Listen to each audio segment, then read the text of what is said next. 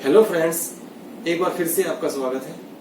दोस्तों, ये वीडियो हमने कोई दिखावा करने के लिए नहीं बनाया है, बल्कि हमारे ज़्यादातर व्यूवर्स यंग हैं, उन्हें कुछ इंस्पिरेशन मिल सके, इसीलिए हमने ये वीडियो बनाया है।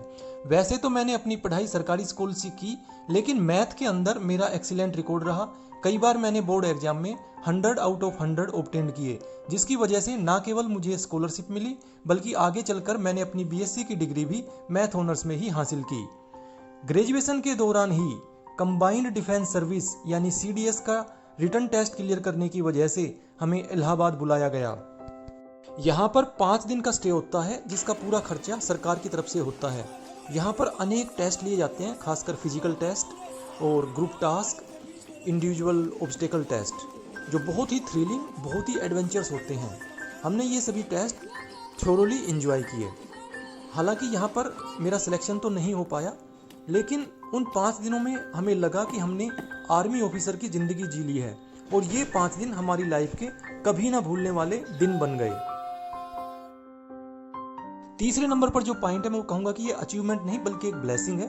पहली बार जब हम माँ वैष्णो देवी के मंदिर में गए तो हमें ओरिजिनल गुफा से जाकर दर्शन करने का सौभाग्य प्राप्त हुआ।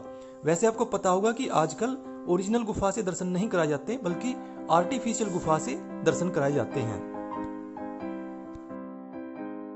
चौथे नंबर पर है ये स्वीट होम, जिसका मैंने प्लॉट खरीदकर कंस्ट्रक्शन कराया बिना पेरेंट्स की हेल्प लिए हुए, और उस समय मेरी एज थी 30 इयर्स। 5वें नंबर पर है डिफरेंट स्पोर्ट्स की basic knowledge. Swimming, riding, skating, list endless है। मैं आपसे भी यही रिक्वेस्ट करूंगा कि आपको भी डिफरेंट स्पोर्ट्स जरूर ट्राई करने चाहिए।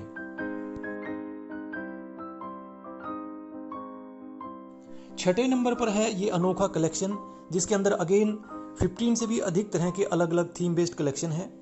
नो डाउट कि इसके अंदर पैसा तो लगता है, बट ऐसा नहीं है कि आप गए और पैसे से आइटम खरीद कर ले आए। आपको काफ़ी प्लानिंग करनी पड़ती है, जगह जगह जाकर आइटम ढूंढने पड़ते हैं, और फिर उनको एक लंबे समय तक संभाल कर रखना पड़ता है। कई दशक लग जाते हैं ऐसे कलेक्शन बनाने के लिए, इसलिए मैं इसे भी एक अचीवमेंट कंसिडर करता हूँ। 7वें नंबर पर सिंगापुर टूर, और सिंगापुर टूर की भी मेजर हाईलाइट रही ये होटल, जिसका नाम है मैरीना बे सैंड। 3 अलग अलग बिल्डिंग्स हैं ये, लेकिन इनकी जो रूफ है वो कॉमन है, और उसको एक शिप की शेप दी गई है, जिसके अंदर एक स्विमिंग पूल है, infinity swimming pool. Infinity swimming pool क्या होता है कि ऐसा स्विमिंग पूल जिसका आपको एंड दिखाई नहीं देता। यहाँ से पूरे सिंगापुर सिटी की एक बहुत ही ब्यूटीफुल, बहुत ही अमेजिंग व्यू दिखाई देती है।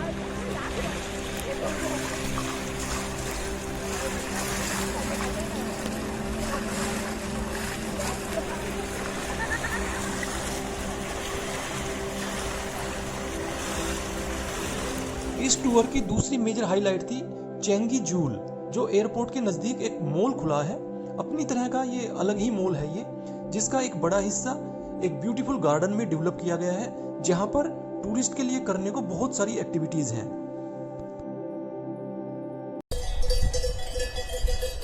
8वें नंबर पर यूरोप टूर, और इस टूर का मुख्य आकर्षण था स्विट्जरलैंड की ये ट्रेन जर्नी, जो मैदानी इलाकों से शुरू होती है और बर्फ से ढकी हुई चोटियों के बीच जाकर खत्म होती है। दुनिया की सबसे खूबसूरत ट्रेन जर्नी में से एक जर्नी है ये।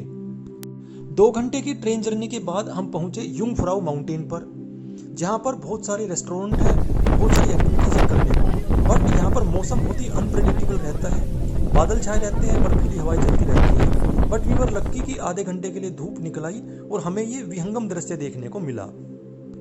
यूरोप दौरे का दूसरा मुख्य आकर्षण था लंदन। मुझे तो आज तक यकीन नहीं होता कि मैं भी लंदन होके आया हूँ, लेकिन जब ये वीडियो देखता हूँ, फोटो देखता हूँ, तो यकीन करना पड़ता है।